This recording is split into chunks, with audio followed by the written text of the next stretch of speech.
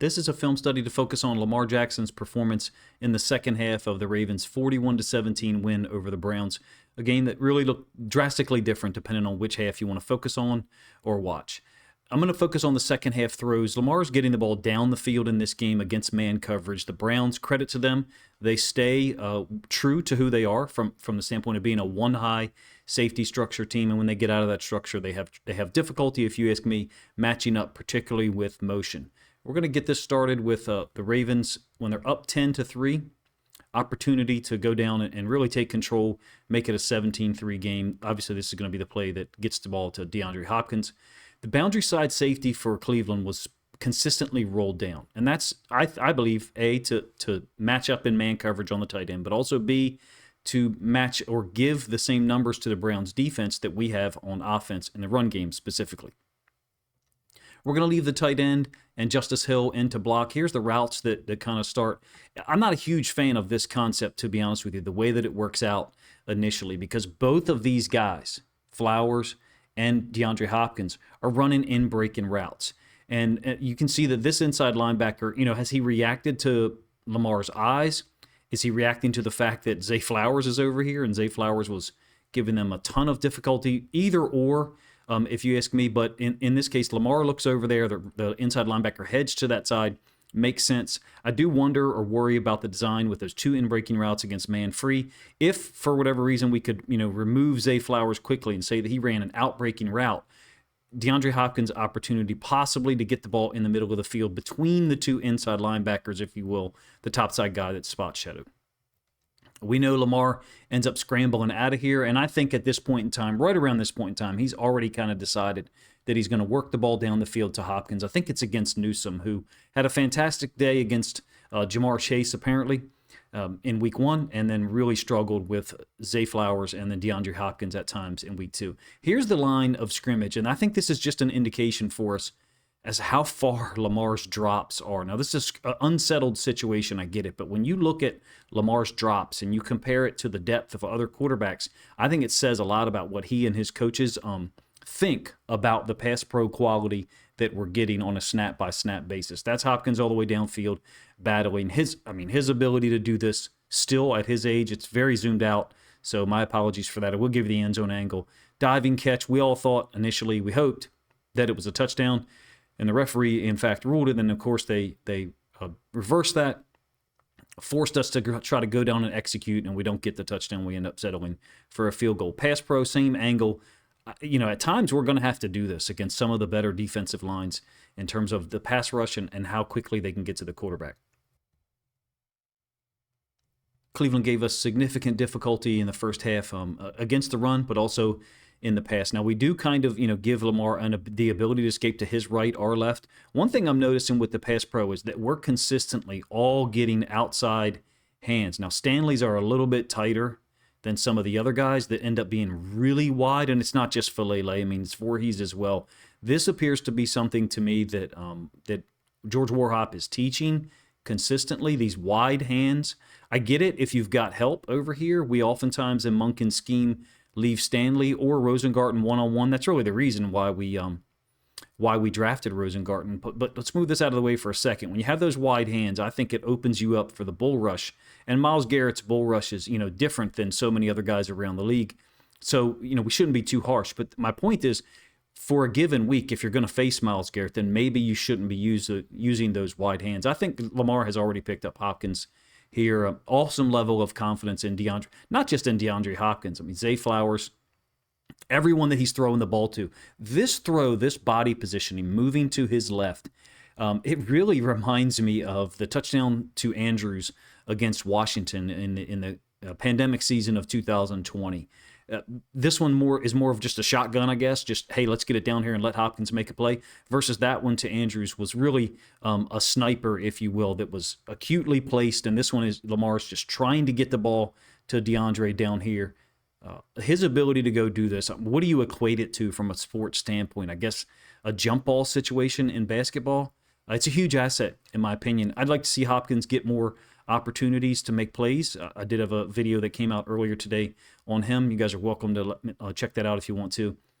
before or during this premiere or perhaps afterwards. So, of course, it's not ruled to be a touchdown, so we go first and goal and we don't run the ball with Henry. Fine to have difference of opinions about that. It's jumbo 14 personnel. This is going to be the target, the tight end, number 84. It's a cheap play, and Henry's been doing a great job all day of cutting down these front side defensive ends. So cheap play means reverse pivot with the quarterback, and then the tailback go out in the same direction. You've got pretty good coverage here. I think it's Andrews and 84. I like the usage of our personnel, to be honest with you. I think Kolar is off the backside. The inside linebacker, Schlesinger, is going to pressure Lamar late. Maybe you're like, okay, maybe he could squeeze this ball in here to Kolar. I don't think so. This is about as good as it gets, if you ask me, in a difficult situation. A low percent situation is what I should say. Lamar throws this ball off the back hip, and I think Bush probably gets a hand on this. I don't have the end zone angle, to be honest with you. 84, it's an opportunity for him to catch the ball for a touchdown. I think Lamar did about as good a job as could possibly be done. I'm willing to say that it was just, a really nice play by Bush, who played quite well. I was a little bit surprised, to be honest with you. Great throw by Lamar to put it in the tight end's hands with really nothing else available for him. Contrast that with the previous two plays. The trust in Hopkins to just throw it down there, shotgun style, spread shotgun, versus the accuracy for Lamar to put that on the back hip of the defender. Bush made a play on it, but it's a second-year tight end, undrafted guy. So two drastically different players in terms of their production and what they've been able to do. Andrews, there's nothing else to say other than this is disappointing. This is after a penalty. It's a nice play by Delpit. I get it. If people want to focus on that, go right ahead.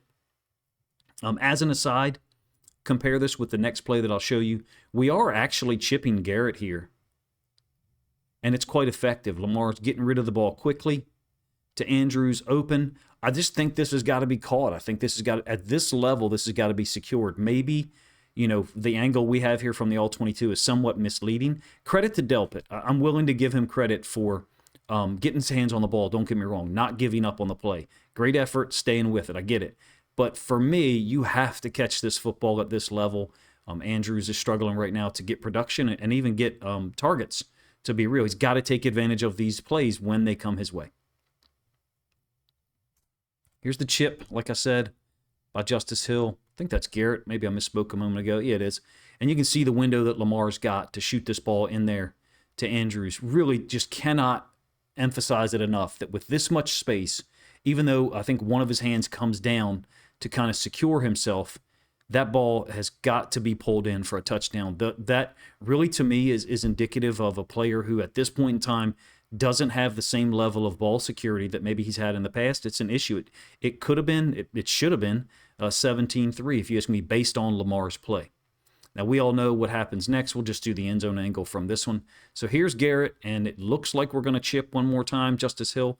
I do think our pass pro and our offensive line play in general needs to improve. I don't know if that's a Warhop thing. I do know that Todd Monken's system is demanding of our tackles. You can see that we look like we're chipping there, and we were in position to do so over here. Just doesn't happen. Garrett gets around the edge on Stanley. A clean win. Maybe Warhop is teaching those wide hands. He doesn't want things like this to happen. I don't know. I recognize that the other team's good too, right? They're all NFL teams. I understand it. Particularly the defensive line for the Cleveland Browns. Fine. There's nothing wrong with Lamar being frustrated with this offensive line, in my opinion, and there's nothing wrong with you being frustrated by it either. We settled for a field goal there to make it 13-3. After Wiggins' interception, I love this setup. This is the 4th and goal, the touchdown pass to Devonte Walker. There's a lot that I think or suspect about this play and the design of it. All right, it's 13 personnel. Walker's the backside X receiver up here. We all know how it turns out, right? He runs across the field for a touchdown. Lamar is reverse pivoting out of here. It's illustrated by the purple line. So reverse pivot means turn your back initially to where you're going to run to. It's a cheap play, once again, except Henry doesn't have to chip anyone this time, because of what we're doing by having an extra 3 guys over here. Really, it's a 5-man surface, guard, tackle, and then the 3 tight ends. We're ensuring that Lamar has this edge. We've in a sense softened the edge for Lamar. Kolar blocks down, 84 blocks down. I think he falls down. In fact, I like the usage of our personnel here. Andrews is part of the play, part of the design, running to the right-hand side. Lamar could theoretically throw the ball to Henry if he was uncovered. He could also try to escape downhill, but he knows where he's going with the football at this point. It's Devonte Walker to the top side, or top right portion of our screen. Is a great play, a nice win all the way across the field. In fact, he's 2 for 2 at this point for touchdowns. I don't really subscribe to the opinion that Ross Tucker was giving out there that like all of our targets were on the same guy. Enough wins against Newsome by Hopkins and Flowers, if you ask me, to kind of refute that. Same play from the end zone angle. We know it puts us up 20-3. Like I said earlier, I think this is after Wiggins' interception. What I mean when I say the design, what I really like is we're blocking down here. We're blocking down here with Kolar, and then Andrews is running the route. I think he ends up getting covered by 33. Don't ask me what was going on that they couldn't line up any quicker than they did, they being the Browns. Henry out into the flats. We know he's been chopping down defensive ends all game, so that the ability to possibly do that if there's a blitzer is still retained. Lamar is he's got options here. I think to talk about this play, look at the space that Lamar has, right? He's throwing this football to Walker. We know how it finishes a touchdown. But I want to pull this back, and I want to compare this with typical pass pro situations. When Lamar, and perhaps linking those two is poor judgment on my part. You're more than welcome to let me know in the comment section if you think it is. When Lamar has time and space, I think he's the best football player in the NFL. When he has the ability to survey the field, find the right receiver. In this case, there is no other choice than this. It's Walker wide open, winning across the field. But if we can give him the same type of space consistently, not every snap, but consistently, we're going to win pretty much every single football game we play. I think Lamar, when protected, when he has time, is pretty much an unstoppable football player at this point, whether he's healthy or not. From a Devonte Walker perspective, it's great to see him contribute. Him and Tylan Wallace, right? All the wide receivers were efficient on Sunday. Getting back to my point about the offensive line, I think it's the thing that frustrates so many people, myself included, that we haven't built a wall around Lamar, if you will, in the last 2 or 3 years. Monken's system is demanding on offensive linemen, don't get me wrong, but I think we could have done a better job than just drafting Vincent and Emory Jones in this draft and then trying to patch the hole that way. The Browns got their first touchdown to pull within 20-10, and I think this is a huge play in terms of what happens next. It's not a touchdown. It's a man-free setup by the Browns, I think. Post-snap, here's the routes that we get. You've got Tylan Wallace up at the top, kind of a deeper comeback. Zay Flowers bending his route to the outside, then bringing it back into the middle or to the right hash. And then I think that's Bateman in a stacked alignment with Flowers. Lamar with this really deep drop. It's a 5-man rush. When I say a really deep drop, the line of scrimmage is the 50, and he's almost back to the 35. Do I think he's doing that on his own? No. I think that he's been coached to do that. I think this is a strategy that's been put together by the coaching staff and probably with consideration of Lamar's skills, his athleticism. I don't know that other quarterbacks are doing this as consistently across the NFL. This is, of course, the completion to Zay Flowers. I think it's an amazing play, given that Lamar is fighting off Malik Collins. Maybe you could flip the ball out here to Andrews and you say, okay, I think he's got some space to run onto. Fine, if you want to say that. But he trusts Flowers, and Flowers is off to a ridiculous start, in my opinion. Flowers is located down here. And again, I think he's matched up against Newsome.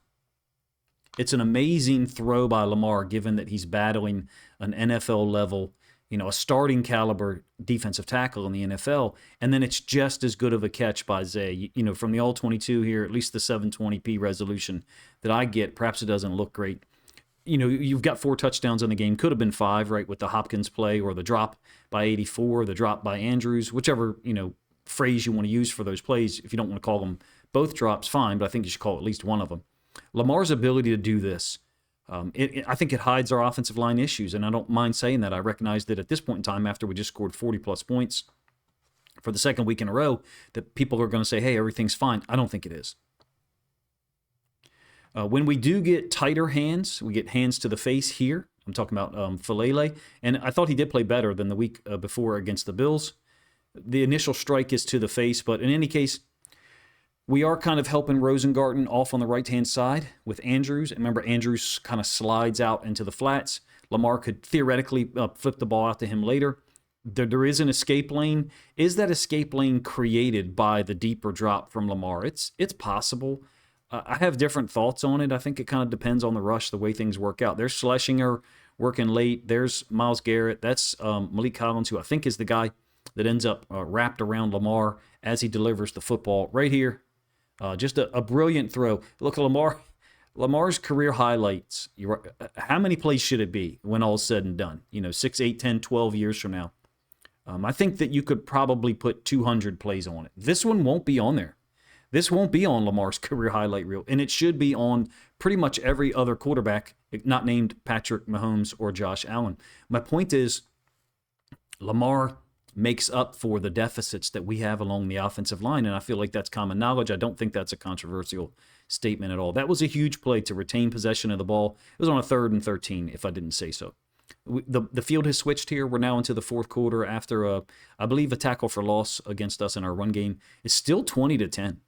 So when people call Lamar a stat patter, I'm like, are you crazy? Had one extra pass, perhaps, that we wouldn't normally throw.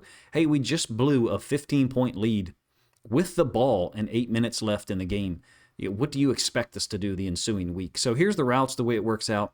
Henry is flashing out to the flats, and then the slot, Tylan Wallace, is kind of replacing in the middle of the field. So you can understand the conflict there, right? If you get an inside linebacker, if you get inside linebacker that expands with Henry, then perhaps that gap will be opened up for Tylan Wallace to run onto. Same concept somewhat here.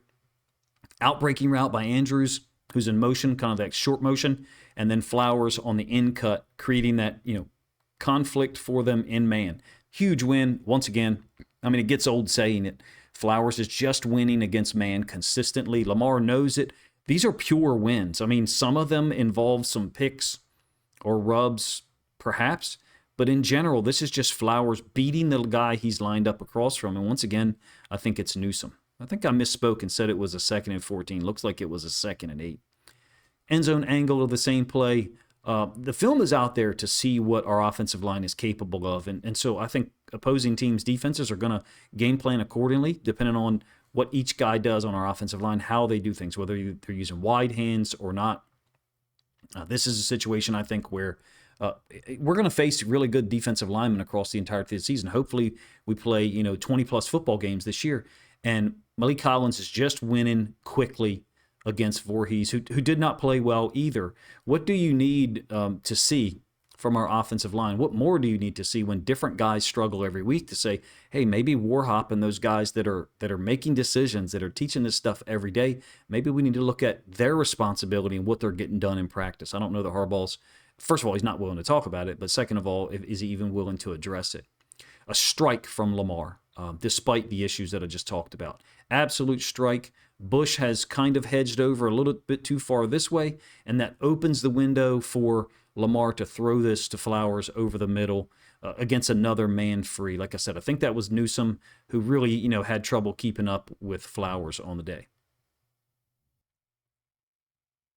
Going to talk about the touchdown here to Devonte Walker in a moment, and I kind of alluded to this line of thought with the Bills leading up to the Buffalo Bills game in Week 1.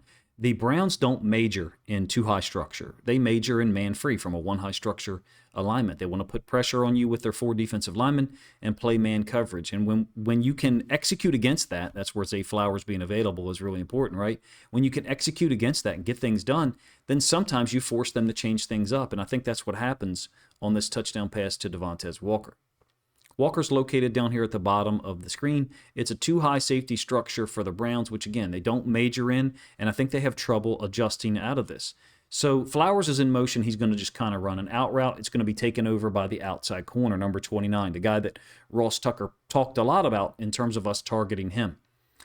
Walker's route is really easy. First of all, it's a free release. Second of all, it's just a corner route. And once this safety pays zero attention to that route at all, it's impossible for this guy to cover it. I'm talking about the guy who went in motion with Flowers. Yeah, they, quote, switched it. I just don't understand why it's so many teams have their guys just focused on the quarterback with zero awareness of the routes developing to their side. Lamar is already throwing the football. Ball's not out yet, but he's already pulling the pin. This was easily exploitable, if you ask me, by Todd Monken. It's a great throw by Lamar. When he first threw it from the broadcast angle that we got, I thought it was like too high arcing when it came out of Lamar's hands. This is the 2nd and 14, so I misspoke a couple of plays ago. And then, of course, it ended up being perfect. I mean, perfectly laid in there for Walker to grab in the corner of the end zone. I think there was a concept against the Dolphins in 2023 that was similar and really took advantage of their defensive structure. So Flowers is going in motion across, and this is the safety that I have a problem with. Who would you apply this to, right? They're going to give it to the guy running across. I get it, because people are so short-sighted with what they focus on. This safety is doing nothing in the context of team defense to assist at all. I get it, right? People are saying, well, it's man-free. He's in the middle of the field. If it's man-free, like Newsome is feeding his route into the safety. So the Browns have, really made themselves, I think, susceptible to these types of situations. We almost hit it earlier in the game, I believe. It's a perfect throw by Lamar, man. 4 touchdowns. This one puts us up 27-10, I think. Lamar had 4 touchdowns, very easily could have been 5. The next time we touch the ball, it's 34-10 because of Roquan's fumble recovery for a touchdown. Game was really over at that point, but then we added one more for good measure. People are calling it stat padding. It's kind of unbelievable to say that. I think the discourse around football has been, really brought downhill by so many nerds who are only able to look at stats and numbers instead of the actual film. But in any case, Lamar's throwing the football immediately. Flowers also has spun Newsome around up here at the top side. Let's pull that back for a moment so you can see what I mean. So Newsome is baseball turning around counterclockwise, and then Flowers, would be open theoretically on a speed out or possibly maybe a return. But Lamar, like I said, he's got confidence in Hopkins. Why wouldn't you? I hope we get more targets for Hopkins next week. His ability to go do this, I said in another video, I don't know what you equate it to. Is it a jump ball in basketball? What is the sports analogy? It's a 4-man rush for the Browns, who played really well in the first half. But after watching the second half, do you get the sense that if we play them again in the same manner, that we can drop 35-40 on them again? I do. I really do. I think the matchups are in our favor as far as our receivers versus their DBs. Maybe it's different by the next time we face them. From a health standpoint, I think Hopkins can do this all day or anytime he's given targets. I absolutely think that Zay Flowers can continue winning in man. He's proven that over the course of his short career and then through 2 games here in the 2025 season. Here's some numbers on Lamar. You've probably, at this point, already been exposed to him. 68% completion percentage through 2 games, 6 touchdowns. He's got a higher touchdown percent than he did in 2024, which led the league. He's got a higher quarterback rating than ever right now at 136.6. That's, ridiculous if you ask me. He's got a higher QBR, one of those new stats that people love. He's got a higher QBR than last year, 2024, and 2019, when he led the league in both of those seasons. He's got the highest yards per attempt in his career. I think it's at an even 9, or maybe it's 9.1. He's got the highest yards per completion. Well, I guess actually it matches 2024. His yards per completion is 13.2. For him to have gone out there and done this and be on fire in the second half after the offense, struggled in the first half dealing with the Browns, and I think the physical issues that Lamar appears to possibly be hampering him right now. I thought it was worthy of a full-length film study video. I don't consider myself an expert on quarterback play. I really don't. I think my specialty is defense in terms of what I understand a little quicker. So this one took a little longer for me to produce. That's why I pushed it out on Tuesday evening. I hope you guys enjoyed it. Feel free to let me know in the comment section what you think of the plays that I chose to break down for Lamar and how he played, how he was able to navigate a difficult health situation and, some constant pressure by the Browns. Although I did think our pass pro kind of evened out a little bit in the third quarter. I'm really interested in the deeper drops. If you have any information or comments on that, perhaps other teams in the NFL that use it, or what you think is a good explanation for it, feel free to let me know in the comment section. I think if we ever can figure out and consistently give Lamar more time, I mean the most time, I mean the best pocket in the league, it's okay for our standards to be high, right? And a clean view of things. If we can ever do that, why not be selfish and ask for that from a fan perspective? Lamar's numbers and production, they're already video game-esque. They would be just off the charts. So far through 2 games, like I said, we're looking at the best statistical version of Lamar Jackson, even though we know in the first half against the Browns, he missed 4 or 5 throws, or there was 4 or 5 throws that were off by a couple of yards, generally high in those cases. If you guys enjoyed the video, please let me know in the comment section. I saved this one for Tuesday night to premiere at a time when hopefully there was more people available. Look, if you don't know, likes and comments really drive the engagement. So if you want people like myself and others to continue producing videos like this, full-length film studies, then you've got to like the video and you've got to comment on it. Because when you don't, the video kind of dies down quickly. And that's been happening with Ravens videos, to be honest with you, for the last week and a half to 2 weeks. I'll just be blunt about it. Appreciate you guys' time. Finally, if you think other Ravens fans would enjoy this film study look at Lamar Jackson, please consider grabbing a link to this video, sharing it out on social media to help this content get more reach.